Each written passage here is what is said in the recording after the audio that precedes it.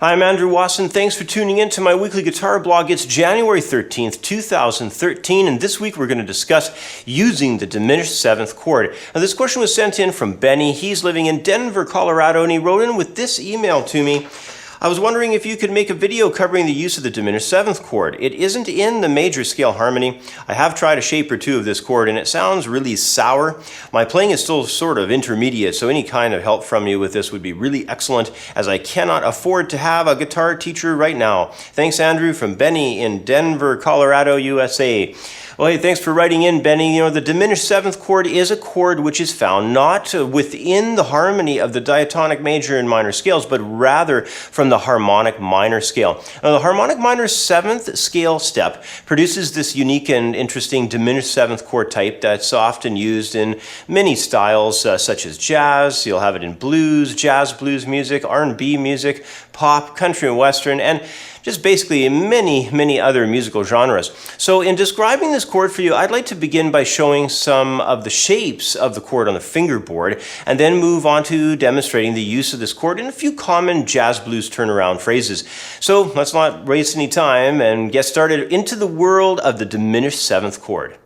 Diminished seventh chords are a very cool sounding chord type that can really spice up progressions in many different styles of music.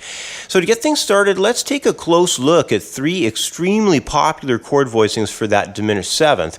Now, beginning on the sixth string, we'll start out on the fifth fret note of A, and we're going to build an A diminished seventh.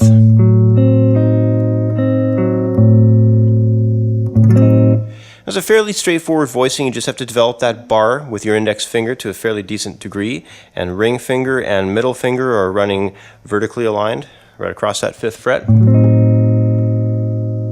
Next, let's move to the fifth string root and create a shape off the fifth string root diminished seventh from fifth fret, D note, and that'll create D diminished seventh for us. You can see here too that this is an individually single finger chord, and there's no barring. We have middle, ring, index, and the small finger right across for that D diminished. And finally, let's move across to the fourth string, and we'll create a fifth position, fifth fret, G in the bass, creating the root of G for a G diminished seventh. This is a fairly straightforward shape as well. We have the index and middle fingers running vertically aligned on top of one another. They're taking fourth string and second string. And then the ring finger and the small finger come in, also vertically aligned on the third string to first. So it's kind of a zigzag shape. The fingers are just 1, 3, 2, 4. Now, next up, I wanted to show a couple of situations where these diminished seventh chord types can appear alongside of other common chords inside progressions. And the progressions that we'll use in the examples will be actually the same harmonic movements set in a traditional jazz blues format.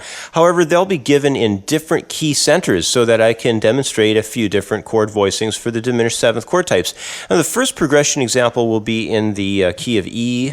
It'll be a jazz blues, like I mentioned, and what we're going to do is we're going to move from an E major to an E dominant seventh, and then we'll have A major. Then we'll come up to that sixth string root, A sharp diminished seventh. We'll head into E again, and then we're going to do a B dominant seventh to pull us back to that key center chord of E once again. And here's what it's going to sound like when you put it all together.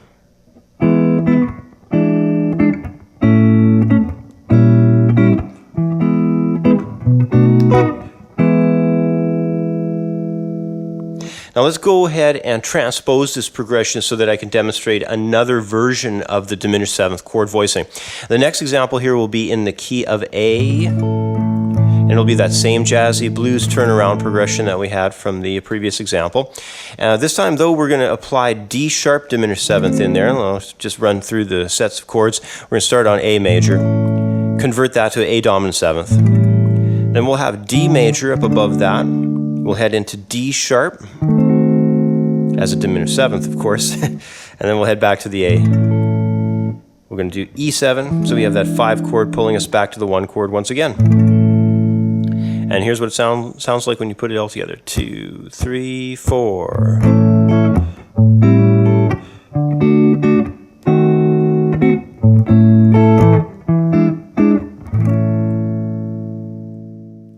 the use of the diminished seventh chord is a way to embellish your accompaniments with added interesting chord movement. And the extremely sour state of this chord is a way that can allow for catching the listener's attention. The conclusions of harmonic movement that can follow the use of this very rich diminished sound will create highly effective resolutions once the structure of the progression resolves back into a key center chord through the movement of the changes. Now, the few examples that I've demonstrated in this video only represent the tip of the iceberg of where this unique sound of diminished seventh can be applied.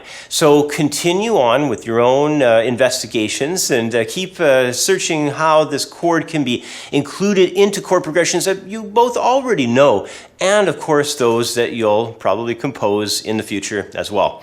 Anyway, once again, that's about all time I have for today. As always, thanks for watching. Have yourself a great week, and I'll catch up with you next time. Bye for now.